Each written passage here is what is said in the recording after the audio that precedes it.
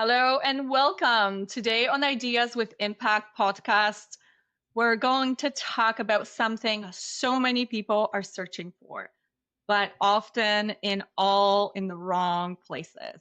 And I'm talking about health and confidence. This is where I'm joined by Katie Faloon-Drew, who is the founder of Healthy Confident You. She is a coach and mentor, and she helps people rebuild their relationship with food, their bodies, and themselves. Welcome, Katie, to the show. How are you? Thank you. Good. How are you? I'm doing good. Doing good. It's Thursday today, just, wrapping up the week. So, yeah. Yeah, that's great. Yeah, and it's just a great time of year. I know we're recording this towards the end of 2026, but I love just reflecting on such a beautiful year and great connection. So it's great to be here. Yeah, thank you so much. Really appreciate that. So, Katie, let's jump in because I'm really curious and like a bunch of questions in my mind that I want to ask you. So for those meeting you for the first time in what you do, how would you describe healthy, confident you in your own words? So I'm actually a habit change expert. And so when you were saying like relationship with food, it's actually more about your ability to know what you should do for your health, like eat healthy, move your body, sleep, but the struggle to stick to it. So, my expertise, I have a master's degree in health psychology. So, what I work on with people is how can we know what we should do for our health, but we don't stick to it? We're emotionally eating, or we know we can stick to it for a couple weeks, but then we can't maintain, or we know that we should really move our bodies, or we're like perimenopausal women who know that we should resistance train. So I actually don't give people prescriptive food plans or exercise routines. What I do is I work on the psychology of why they haven't been able to maintain healthy habits, and we break through that, and then they understand habit change and they understand how to create a healthy lifestyle for Mhm. life. So moving forward, they understand how to work with their brain, not against it. So, what is the reason people don't follow through with these uh, concepts? Why are they being stuck, and why are they like, hey, I'm going to do it? I am, like, let's say it's December, right? The end of December. We're coming to Christmas, New Year resolutions. People are going to be like, Mhm. yes, I'm going for it. It's in my mind. I know personally that these resolutions do not work. You make these They do. resolutions, they just don't work. People just give up. No. Like within the first month, 2 months, people are like, okay, I'm done. So Yeah. why? So the short answer, because it's a long answer, there's lots of reasons why, and we can dig into a couple of them. But the short answer is we're working against our brain and not with it. Nobody's teaching us like the neuroscience behind change, and that's why I'm Mhm. so passionate to do this. I do this through my keynotes and my talks and my coaching, because it's not a matter of willpower. It's not a matter of how badly we want it.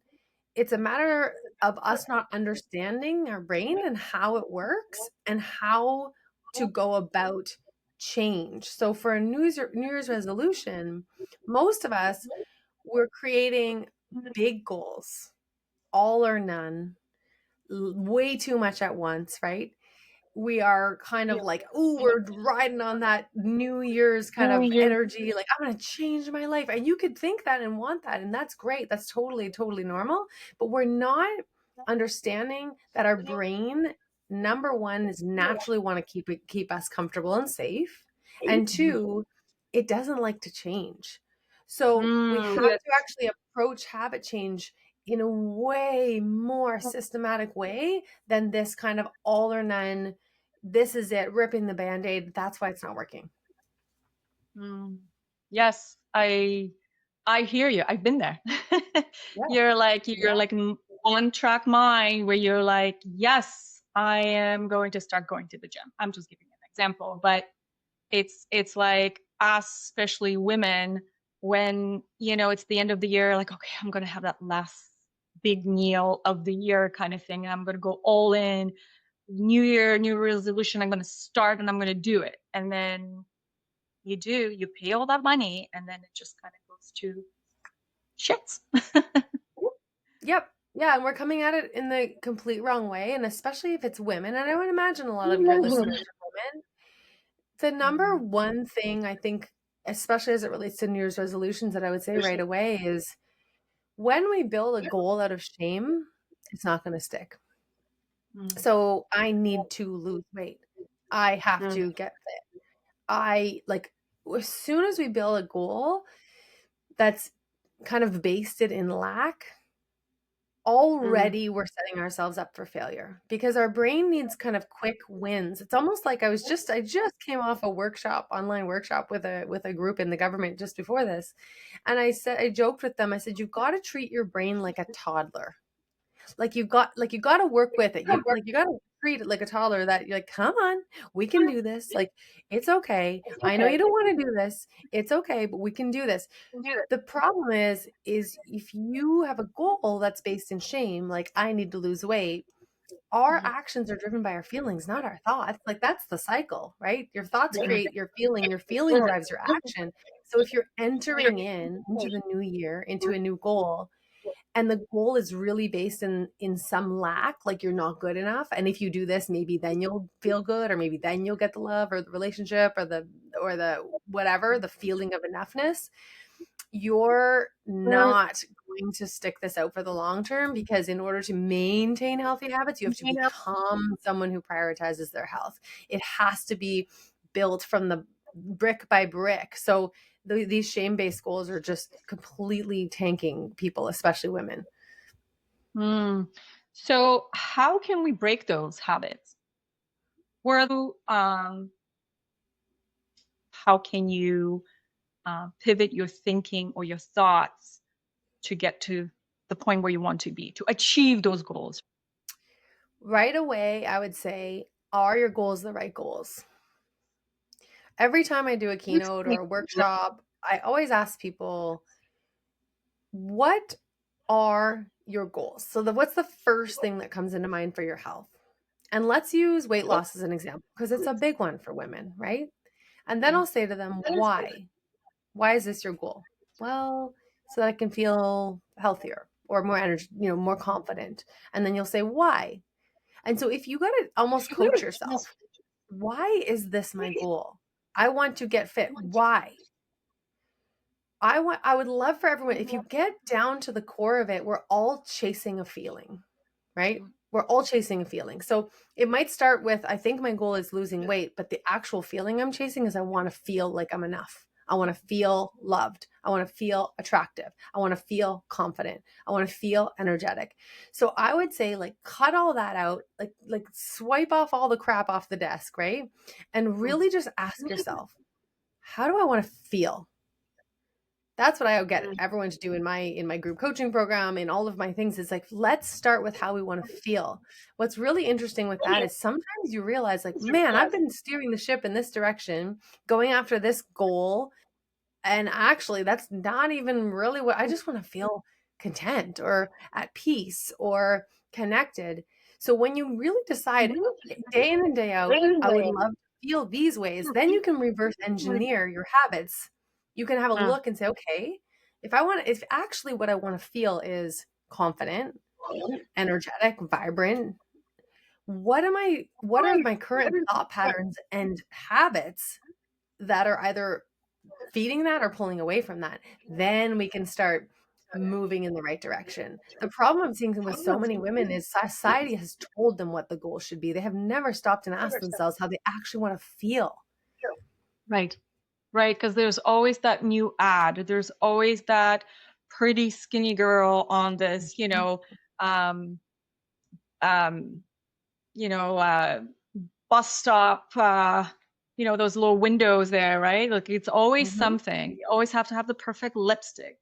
It's like now too, you look at women, everybody has these big lips and these big Mhm. cheeks. It's kind of like, and I know these things have been ingrained in us since we were very young. I mean, I remember buying magazines and looking through it. I'm like, oh, I wish I looked like her.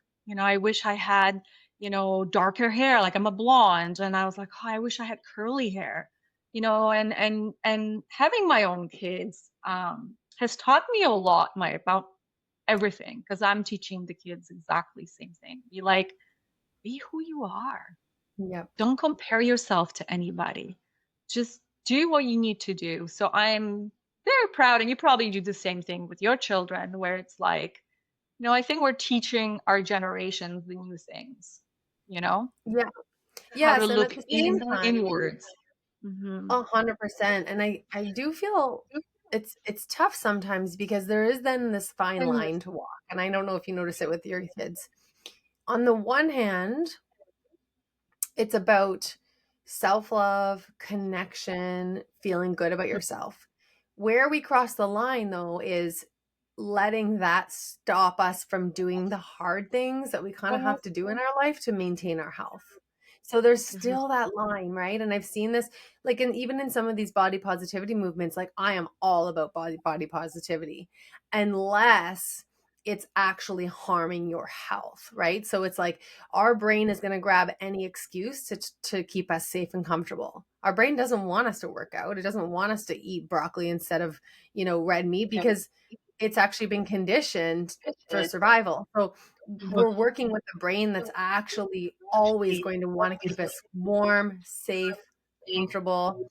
It wants to store, like it wants the high fat, the high comfort foods, because in the cave, that's what was going to keep us alive for longer. And so there is that fine line of acceptance that doesn't bleed into complacency, Um, you know? And so that's a hard one to walk. I know, but if you decide on how you want to feel, if you want to feel healthy and energetic, that's a beautiful approach because you know what's going to make you feel healthy and energetic. That, being fully sedentary is not going to make you feel healthy and energetic. However, layering on the shame and only working out for the way you look, that also doesn't really feel like that's not going to right. work either. So that's why I like to start with just ask yourself how you want to feel and then really ask yourself, are your habits and thoughts producing this life? Then we can start using habit change science to say, okay, now what do we do? Like we got to start small. You can't do it all at once. Like you got to create systems. Like then you got to start ripping the band-aid because it's hard to make changes and it's hard to change habits, but at least you're steering your ship in the right direction versus hooking onto the societal cart that tells you need to look a certain way, have a certain, dress size, and then you will be happy. Because I did all that and I had a full mental breakdown in my early 30s, right? Like full was like size 6, still wore a bikini after 2 kids, like habits were dialed in, but for all the wrong reasons. So that's where the confidence piece comes in. And what I call vibrancy is really, how do you want to feel? Because you can also be on the other end and be so dialed in and feel miserable on the inside. I can relate. I think a lot of women can relate to that. Yep. Yeah, especially after children, right? Yep. It's you're on this high before. I mean, you're always on the high, especially if you have kids. But it's like we do gain a little bit of weight when we have kids, and I found it too that it's a little bit harder to lose that weight. You lose that momentum of um anyways, again, I'm not talking about anybody else. I'm just always referring to myself, always. And I know from my perspective and my own experience is that I don't want to say I became lazy. I became resistant almost in a way. I don't know why. It was kind of like I just don't want to do Tired. it. I guess maybe because I was so tired. Yes. Yeah. Yeah. And this is a big part right now of especially if I'm helping someone who's changing their habits around movement. Mm, Everybody thinks that it's because it's like, I'm tired, I'm not motivated. And so they wait until they feel energetic and motivated, but you don't get that until you take action. So at the beginning, and if you follow Mel Robbins, she talks about this like 5, 4, 3, 2, 1. It's like that loop of thoughts create feelings, feelings drive actions, and actions reiterate your thoughts. Well, everybody's waiting to feel like it before they act. The problem is you can't wait. You got to just act. And then when you act, you gain the pride, you gain the energy, you gain the momentum, which shifts your thoughts. But in order to break that cycle between feelings and thoughts, we can't overload it with these big New Year's resolutions or shame-based goals or like all or none thinking, or I'm going to go from zero to like, or unrealistic expectations. Oh my gosh, how many women have Yeah. I coached over 40? I'm sure you're the same way. And they're like, Yeah. well, I need to do this and get back to this size and look like I was when I was 25. Well, that's unrealistic. And so you're looking at this mountain. No wonder you're not even taking the next step. So I love creating daily goals. Like your big goal becomes, I want to feel more energetic. But then in order to feel more energetic, what's one thing I can do this week? And how do I create a system to ensure I do that? And so that trains your brain to say, oh, actually, this was worth it. And then your life is it's basically a stack of habits and mindsets, right? Like it's just how are you showing up every day and in what energy. And you would know this just as much as anyone else. The mindset is like 90% of the game. 100%. Yeah, 100%. I agree. Yeah, these little habits, they do play tricks on us. They do, and that's why I say you got to name your brain. Like my brain's name is Brandy, and anytime I'm like, no, I don't want to go work out, or I'm gonna like Mhm. drink red wine and watch Netflix till midnight. Like, no, Brandy, like I know you like that's I know that's the easier path, but this isn't who we are. Like we want Yeah. to feel energetic when we want to show up better for our kids and ourselves, and so the person who wins this game is the person who can shut that off and do it anyway and then get into the pattern. Literally, who's okay with delayed gratification. Like Mhm. that's the hard part. It's doing the thing you don't want to do, but then reaping the rewards after of that pride and continuing to show up. But when we create Mm. goals like that's why I really don't like the weight loss goal, because if you ask someone if they're like, okay, new year, I'm losing 20 pounds. Well, that takes a lot of time, right? Especially as a woman. Like it's going to take time. And if your brain is resisting change, you might get the motivation and the drive for 2 weeks to start changing your diet and exercising. I mean, weight loss is mostly diet, but anyway, like you can get the momentum. But because you're not getting any quick wins, because you've attached success to this outcome, Mhm. well, what's keeping you going? Your brain's like, well, what the hell, man? We've been doing this for 3 weeks. I might feel a little bit, but then you hit like a low. So the person who succeeds in their healthy living is the person who has identity-based habits, not outcome-based goals. They become someone who prioritizes their health for their mental health. They become someone. You have to fall in love with the process because even when you lose the weight, if you want to keep it off, you got to continue the same habits. So we Mhm. need to start building our habits brick by brick and understanding that don't add any bricks that you're not willing to keep.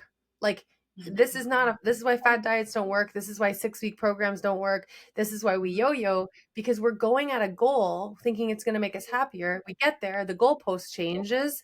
We're friggin' exhausted because that was not sustainable, right? Like pretty much everyone from the biggest loser gained all the way back and Yeah. added more. It's not sustainable. So unfortunately, like I'd make a lot more money if I was a weight loss coach, I'll tell you that much.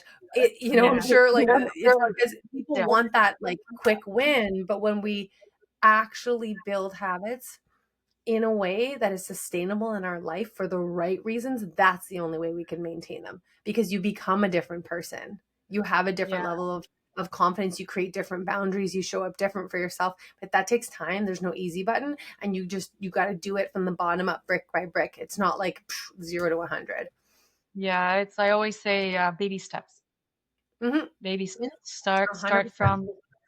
from the beginning, and then you climb up slowly, right? Yep, for sure. Um, Tell me about what was your personal inspiration to start this work? So there's a couple things. I mean, um I was an athlete growing up, and then when I went to university, I wasn't good enough to make any university team. And then all of a sudden, gained 20 pounds first year university, was like feeling like crap. And I was like, what's going on? I mean, I used to always be able to eat whatever I wanted. And I didn't realize at the age of 19 that moving my body and being in sport was so pivotal to my mental health. I don't know, I was just Mm. doing it, right? So I then, I played rugby for a year. I'm like, okay, I got to get back into sport. Well, then I made the rugby team because I was athletic, but very quickly realized that was not my sport.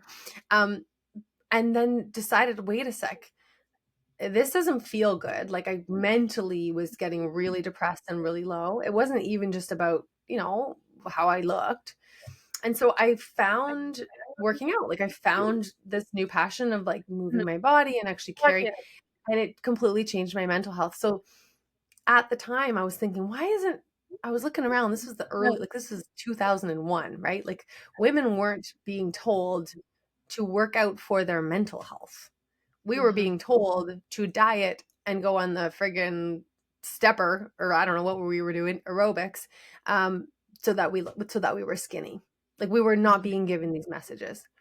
And Mhm. I figured out at a very young age that we are going about this in all the wrong ways, because what I was seeing was so many of my girlfriends and so many of my mom's friends, when they got it, even if they weren't athletes or they didn't have that confidence or they weren't ever taught how to move their bodies or fuel their bodies, they were either only doing it for the way they looked, so it was all about image, or they weren't Mhm. doing it at all.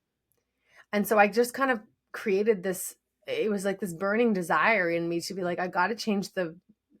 I got to change the world. But I really had a passion to promote health for the right reasons. So I went back to school. I went to Queen's and did a master's degree in health psychology, health promotion, where I learned a lot about the science of behavior change. Because I'm like, well, why is nobody changing? Why is nobody doing this? And that kind of created the passion for promoting health for the right reasons, Mhm. for the social health of the physical health, yes, but the mental health, the social health, the psychological health. Mm. Yeah, it's we can get stuck so much on those Yeah. like you said in the early 2000s, right? That image of, the skinny, flat Mhm. boobs, flat bum kind of thing, Yep. just looking like this. Yeah, Yep. I remember those days. Because I was there. I was 109 Mhm. pounds, and the skinnier were the better. I used to work at Mhm. La Chateau and, in my teens. And if I could fit in 00, it was perfect, you know? Yep. And I went through that stage we were talking about earlier, and I went through that stage where after my children, I gained a little bit of weight, and I was holding on to these clothes because in my mind, I was like, I am going to fit in those clothes. Mhm. Mhm. Literally about 10 years ago, I was just like, nope, I will never become 00. No. I am No. happy with size 6.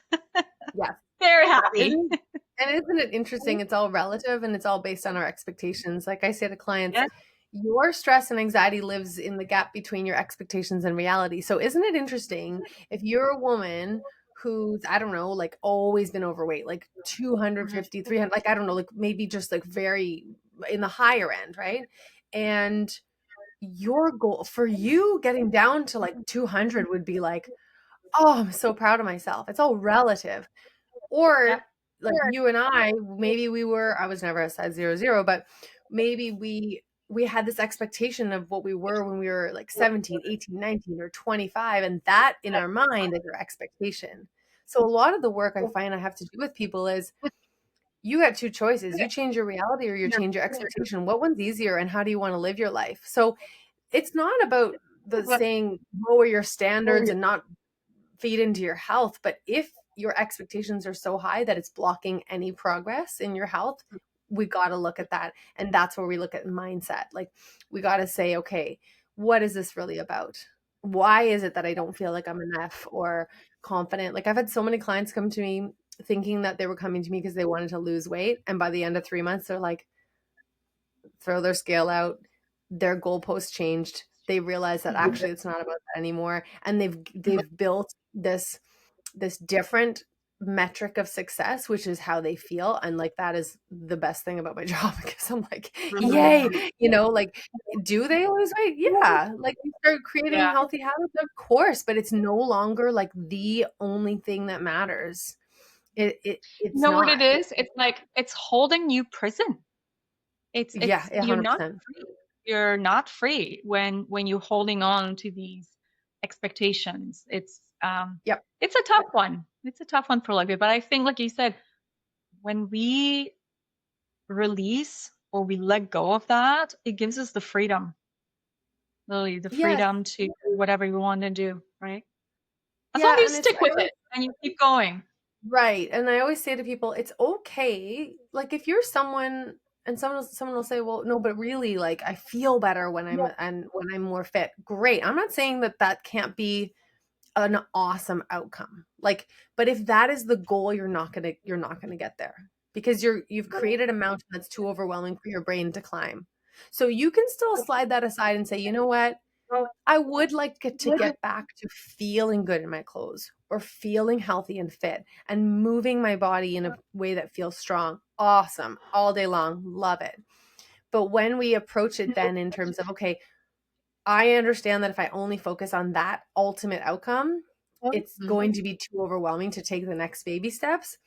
Then what can I create as a better metric of success day in and day out? And that's something like, did I show up for myself and do something I didn't want to do, but did it give me more energy? Did I feel proud of myself? Did it shift my um did it shift me from kind of feeling really like anxious into feeling a little bit more positive because I went out for a nature walk for 10 minutes? So creating the quicker wins that our brain needs to keep showing up, then you compound that, and yes, you will change your fitness. You will lose weight. You will feel better, but you're not going to get there if you're only staring at the goalpost that's like so Right. overwhelming. It's Right. not the way habit change works. But that's where people break. That's where people give up. Yep. Yeah. And that's where again the cycle starts, kind of thing. And Like the they're shame on this cycle starts high too. and then it drops, right? It's kind of like, Yep. okay. Shame So has no place in health. So, yeah. yeah, yeah. I wish our society, I mean, I think there is more and more awakening in the way of people realizing these things, but more people are looking for some sort of answers, looking for change. Yeah, and it's in my experience now, over the last 4 or 5 years of coaching women more intensely. I mean, I was doing it a long time ago, but I was in the government. So like the last 4 years of really diving into this work, it is a mindset game, and it is amazing how much you can change your life by working on your mindset. Like, you think it's got to be this physical change and this big change before you can start feeling better. And that's actually not true. You can actually just work on your confidence and mindset, your expectations, your boundaries. Like, it's a confidence game. You can actually Mhm. change that before anything changes on the outside. And I would argue you need to change that before anything sticks on the outside. I was just about to ask you, is that what mindset patterns do you see that is really keeping people stuck in the longest? Like, We don't understand that our thoughts are creating our reality. We don't understand, unless you're in this space, or coaching, or like, we actually don't understand that all of the negative self-talk, like, our brain is listening to that, and we have this reticular activating system in our brain, this filter that is listening to what we're saying to ourselves and our thought patterns, and is literally filtering out like 99% of the environment and only focusing on what's going to prove that right. It's called confirmation bias. So many people don't understand, and so we're saying things to ourselves like, I'm fat, I'm lazy, I'm tired. Like, I honestly, my coach had to give me like a slap through the computer yesterday because I said I was feeling burnt out, and she's like, Katie, don't say that, you're listening. Right? Like, yeah. truthfully, I was able to Mhm. change my mindset just in one day because my coach like called me out, and I'm like, oh my gosh, like, sometimes the coaches need coaches too, right? Like, oh yeah, It's true. I've been It's telling true. myself This I'm burnt out. yeah. Yeah. Yeah. So what are you telling yourself? That's why I said shame has no place in this.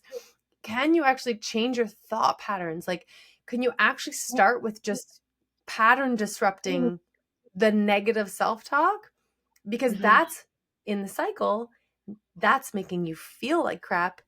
You don't act, and the feelings drive the actions. So can we even just start changing or at least catching what we're saying about ourselves? Oh, and Mm. please, Lord, if you have children, especially daughters, do not talk about your body or anything like that in front of them. They're listening to you. And so that's the mindset shift. That's what I see the most often is people don't realize how much that's impacting them, their energy levels, their confidence. And if they can start, you can't change anything you don't notice. So if they can start noticing it and then start pattern disrupting it, and then yes, add in the habits, but the habits are like 10% of the game. Yeah. What about the emotions, right? Emotions play huge role Yeah, in this whole thing, right? Of right. how we And the move, thoughts are how we creating emotion. care for ourselves. Yeah. Yeah, yeah, yeah. And sometimes we haven't like woken up to be like, wait a second, why do women feel like 300 Hmm. years ago, if you were too Hmm. skinny, it meant you were poor. So what the hell is going on here? Yeah. Like we just take it at face value. But when we actually look back and Yeah. let's take our, when you actually step back and you look around and you're like, well, who said? Like, what? Like, you start creating your own set of rules and you decide Hmm. that you're going to feel more vibrant and you decide that you're going to, and yes, some of this is through action. Action will create confidence. You don't wait to feel Right. confident, so action will create confidence. So, of course, I always say like exercise is the gateway drug to confidence, not because it's going to change your body, but because you can start showing up for yourself when you don't feel like it and be like, man, I did that for me because I love myself. Hmm. Not so that I will love myself. And I love it because even the tiniest little steps can actually start opening things up. Like I've seen that with clients who feel stuck in their career, stuck in their relationship, and they just need to make one change and just get unstuck in one small way. And it starts opening the gateway of confidence and changing the whole loop. Mm. Yeah, it's rebuilding the self-trust. Yes. That's that's a big one for a lot of Yes. people. It's like, how do you stop that self-criticism and you Yep. really start listening to your gut? Because our gut usually is about 90.9% right. It's like, listen to Yep. that. You Tune know. in within Yep. yourself. Tune in inwards, I always say, and then take these little steps. Because you can do everything. Yeah. And like I'm sure you do this with your clients too, but they can't just do everything at once. Like what's the next thing? Like what's that one thing? And then when that starts sticking, how can we add to that? Mm. How can we stay um, in the real life true to ourselves without falling out? Without, I mean, obviously, we sometimes will, fall off the wagon kind of thing, but how do we get back on it? Really, truly stay on that for success? In terms of our healthy habits, Yes. you become the person. You become the person who prioritizes your health. So James Clear talks about this in his book Atomic Habits. Mhm. You and I've said it already, and this is because it's based in the science. Outcome-based goals don't work in the long term. Stop creating goals like a certain weight or a certain fitness level. Mhm. Create identity-based habits. So an identity-based habit is I am someone who prioritizes my health. I am someone who nourishes my body. Like it sounds vague, but when you are that person, and that's who I am now, then you have a plan A, a plan B, a plan C. You're not just sticking with this specific program. That might work in the short term, but it's not sustainable in the long term. So, Mhm. like I'm not a nutritionist or a dietitian, but I understand for me to as being someone who prioritizes my nutrition, I have figured out what works for me, which is a bit of like an 80-20 rule. 80% of the time, I'm eating pretty healthy. 20%, I'll give myself a little bit of grace, have a glass of red wine, maybe have a burger, whatever. I just know that for me, that works because restriction doesn't work. But I am someone who prioritizes my health because every little thing is a decision. So at every meal or at every restaurant, okay, yeah, I can go out and eat at the restaurant. But because I am someone who naturally prioritizes my health, there's not a lot of resistance to choose the healthier option because it's who I've become. So that's the goal, is you've become that person. Someone asked me what's the best trait, like, for, I forget, that was at a talk the other day. It's like, what is the one trait you would say for someone who is able to stick with their health habits? And I said flexibility. Like, you are able to be Yeah. flexible. You can go on vacation, and because you've become the person that prioritizes your health, you're not sticking to this specific, Yeah. so It just regimented. becomes so much easier. It's so Mhm. much easier. So, okay, I'm not going to the gym this week in Mexico, but I'm going to go for a walk on the beach with my kids, and then I know next week I'm going to go back to my plan A because I am this person. I've become this person. So Yeah. it's anything you're building. It's like, and I've become it for the right reason because it makes me feel good. You're not going to Yeah. stick with something that doesn't make you feel good. Yeah, because again, if you continue telling yourself, "Oh my gosh, I feel guilty, I feel Yep. shame that I'm not going to the gym," or it creates so much, again, like resistant Yeah. almost, in the way of Yeah. you becoming the And better then version of you. you, yeah. And then when we're overwhelmed, what do? We escape. Social media, emotional eating, drinking, like Yep, all of the escape, like the escapism. And all of us, like, I mean, all of us are guilty of some kind of escapism, right? of course, Um, of course. and okay, so we're human, We're good. but when you have been able to build the foundation of a healthy lifestyle that works for you, like I always say, make it fun-er and make it Mhm. easy-er. So if you're someone who wants to move your body, but you friggin' hate going to the gym, then don't go to the gym. Like, go, but you love yoga, do yoga. You like Yeah, walking, go walking with a friend, make it fun. The more fun it is, the more apt you are. Like, enjoyable I know, become, yeah, like, right? you like playing pickleball, go freaking join a pickleball league. I don't care. Yeah. It doesn't have to be punishment. Actually, if it feels like punishment, you're not going to stick to it. So can you figure out something where you've got some confidence and it's a little bit more fun? Is it always going to be easy? No. Is it always going to be fun? No. Do I always want to go down and ride the Peloton? No. But I've been at least been able to trick my brain into this pattern to know that, okay, I don't feel like doing this, but I'm going to feel so much better after. So because Yeah, I'm and by becoming, creating these daily practices, it will yes, become much easier, yes, right? it does, Yeah, because you create new neural pathways in your brain. Yeah. yeah.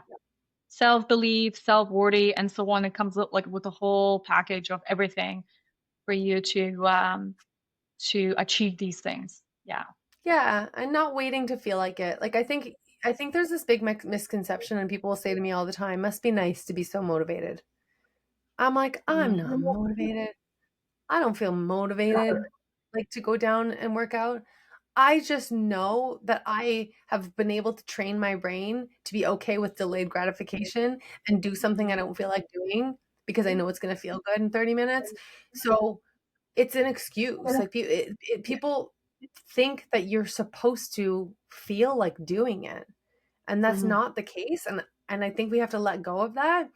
But if you build it in a way with the least amount of resistance, because it's a bit more fun, it's Right. more realistic, it's more convenient, Yes. it fits in your life, then it's going to be easier, but it's never going to be the easiest option. So we have to let go of that. I'll wait until I have time, I have money, I have energy. Well, you'll wait for the rest of your life. Yeah.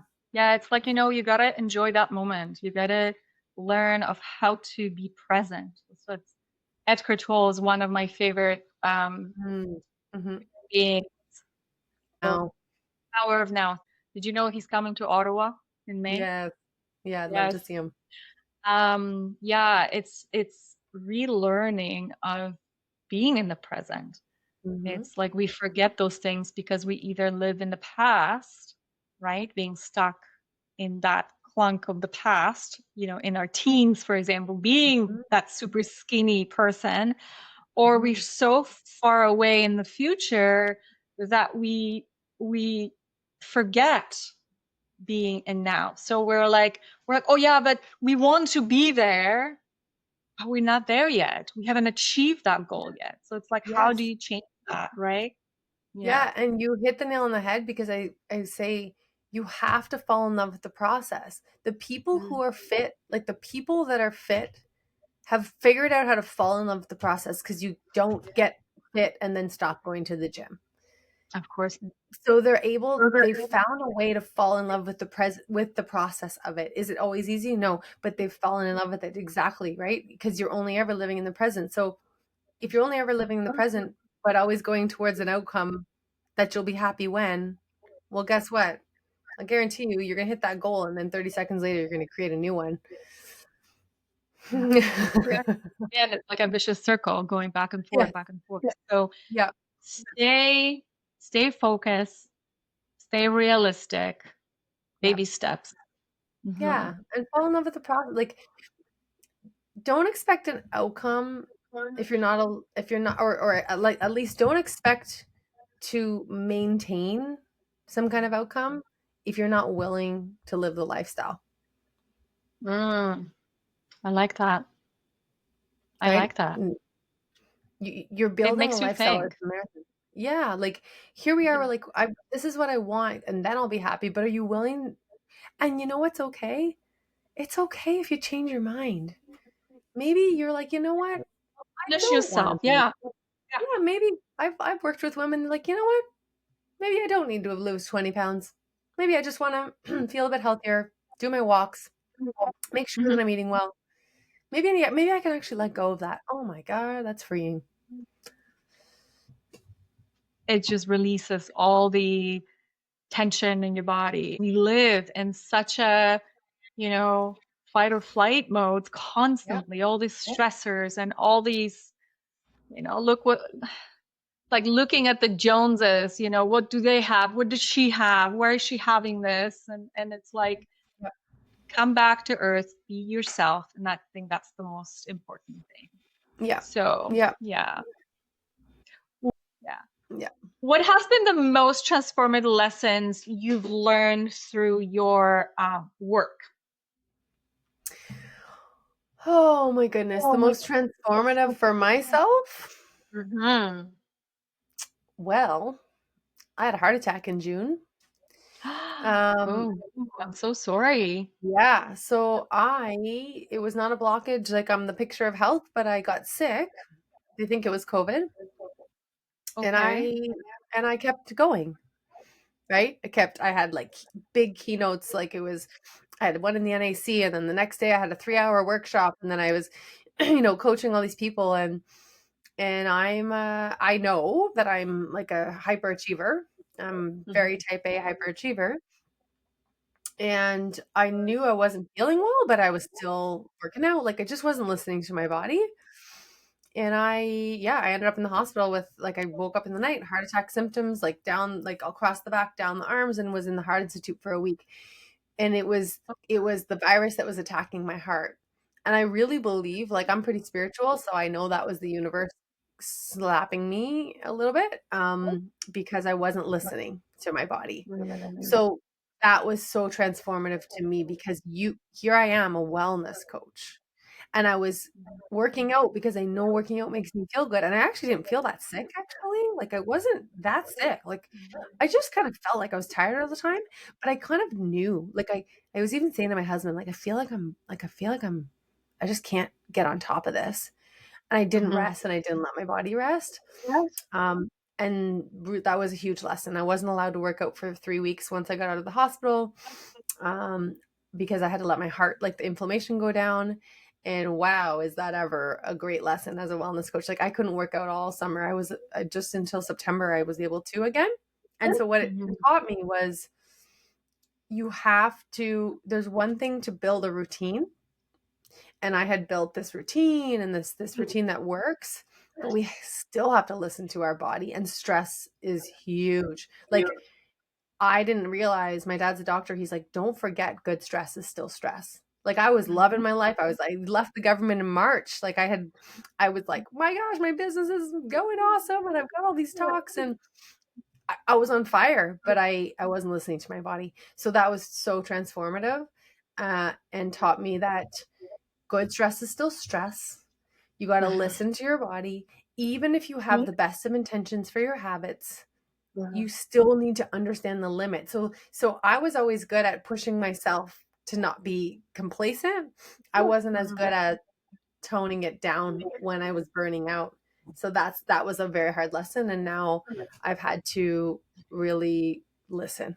So like say no to more things, manage my energy. And I do believe that there's these experiences not only help me, but they help my clients, because when I live it, I can help people avoid that too.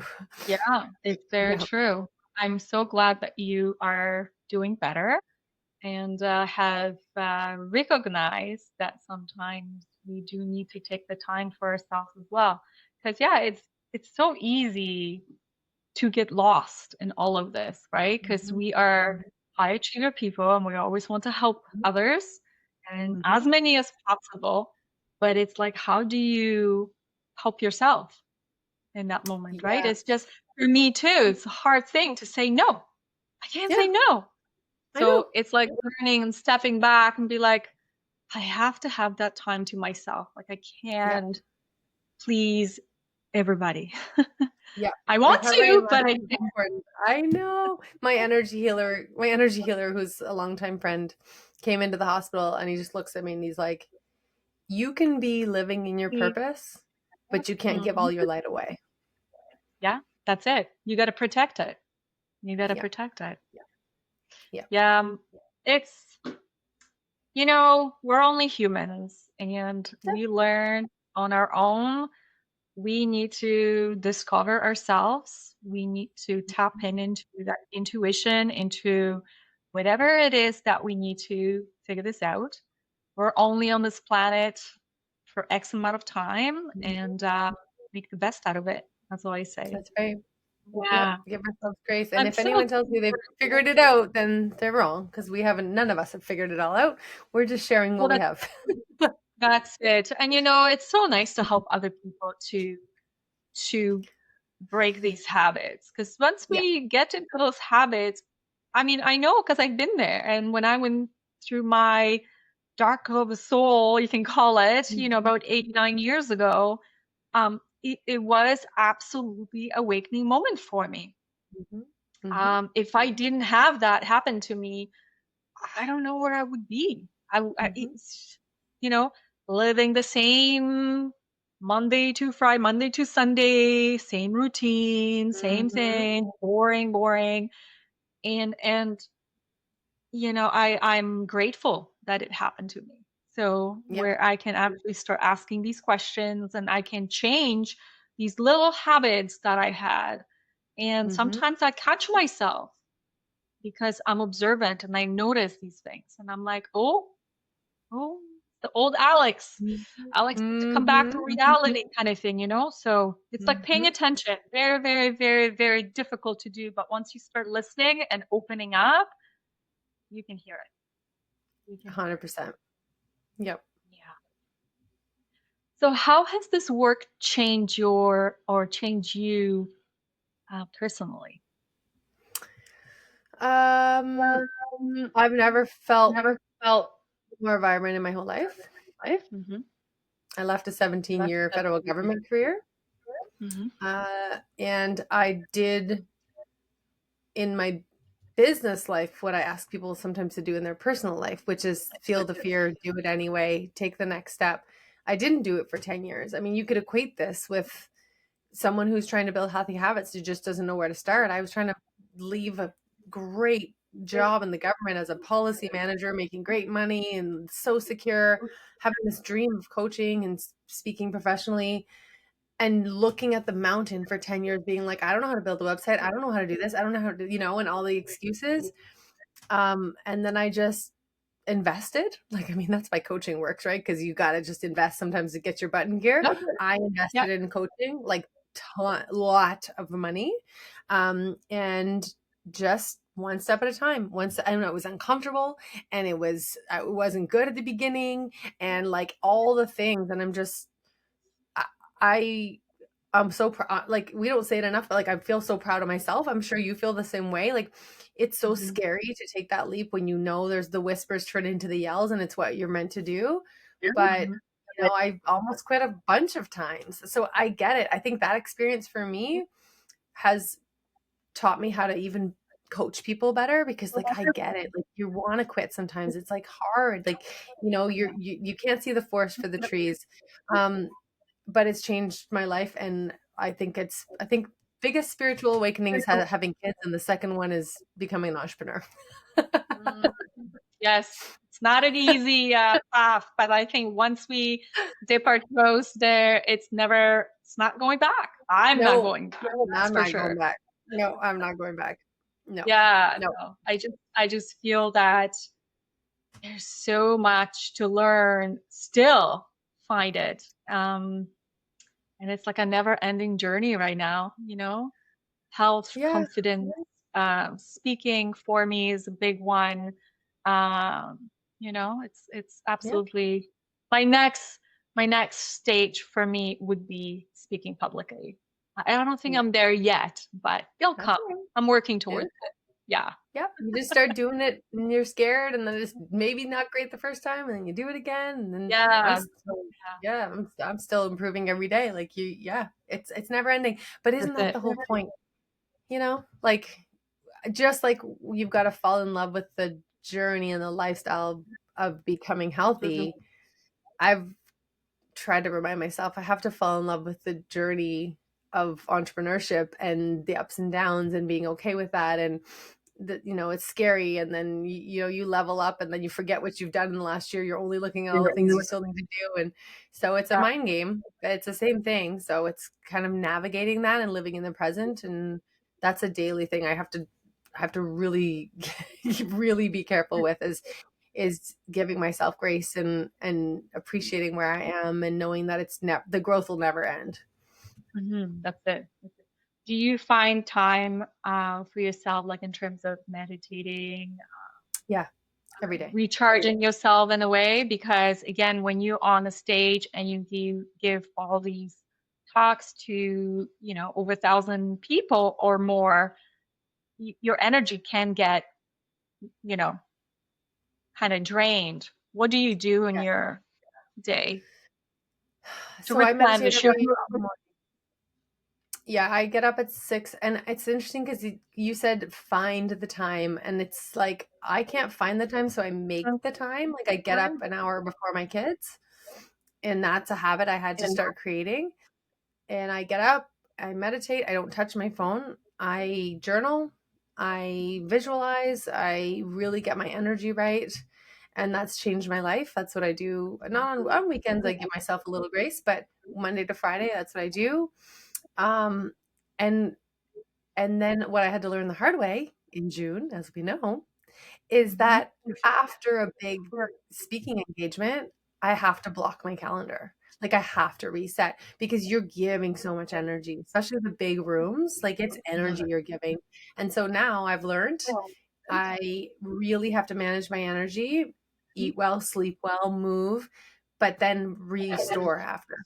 So Mhm. so block my calendar, don't have clients that afternoon, like maybe even have a day to myself. And as a hyperachiever, that's something that was hard for me to understand, but that's just every other speaker I've talked to, it's very similar. Like, you really have to, because in order to give the energy you need to give, you got to replenish it. You need to replenish it. That's right. Yeah. Yeah. I think that's for anybody. Whenever Hmm. you are surrounded by people, even family members, sometimes family members can drain you in a way, right? Uh, Depends on what topics you're talking about. It's like, okay, how can we kind of block that? So yeah, I get it. Yeah. If you could leave listeners with one truth that could change the way they approach health, confidence, what it would be. Build healthy habits because you love yourself, not so that you will. It's the only way you're going to maintain them. Simple.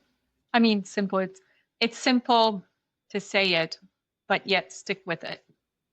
Yeah, and it's hard to change your mindset to get there, but you can. Like Bill, It's that's why possible. you change your goals.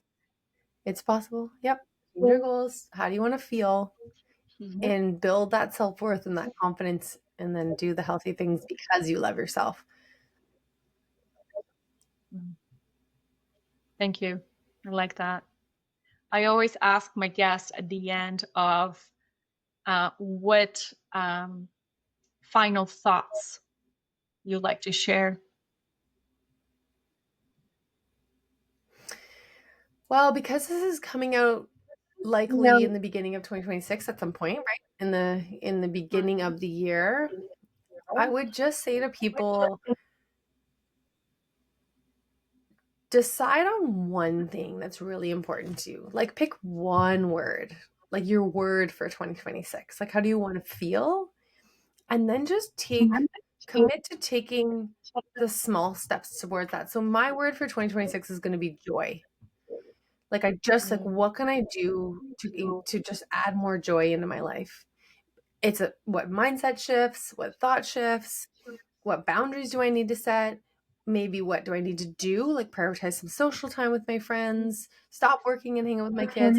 Just pick one thing and keep it simple. But every day ask yourself, what is one thing I can think or do today that's going to make me feel more like this? It's pretty incredible. If you just keep it simple, you'll know, your intuition will tell you. And then you go step by step, and then you can just take small steps and build from there because it's realistic. That's a good one. Don't overwhelm yourself with 5 different things. Just stick with one until you get it and you achieve it. Yep. Or you And come feel from it, the right? place of value. Yep. Right. Yep. Until you feel it, right? Because it's get rid of those outcome-based, shame-based goals. They're not serving you. Right. Right. Katie, how can people find you, or where can they find you? So my website's healthyconfidentyou.com. So YOU, the word. And then I'm on all the socials except for TikTok. I can't figure that one out. LinkedIn, Facebook, Instagram, Katie Faloon-Drew, 1L, 2 O's, in Faloon. And yeah, I'm often running free masterclasses. I'm often doing things, sending out lots of free content. So you can find me on one of those channels. Wonderful. Thank you so much. I will definitely make sure I have all the information and post it at the end of the show notes. Katie, thank you so much for your time and your wisdom, sharing with us. Again, going back, stick with one thing and really focus on that and achieve it and feel it. And then your life will change. 100%. Thank you so much. Thanks for having me.